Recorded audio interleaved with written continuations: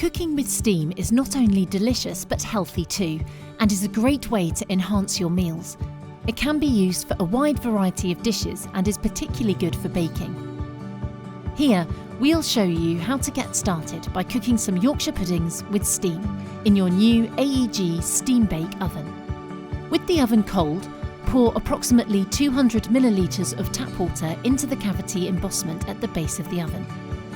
Depending on your oven, turn the heating function dial to the SteamBake or select Surround Cook and then press the plus steam button on your display.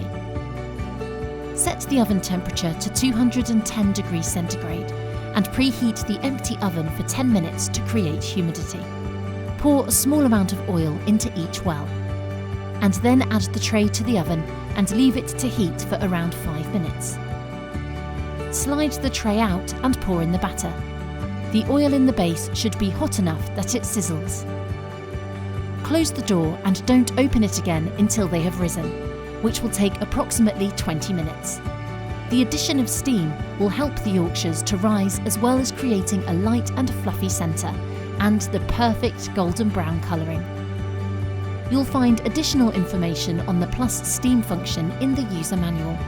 Or, if you need any more help or advice, our consumer care team will be happy to help.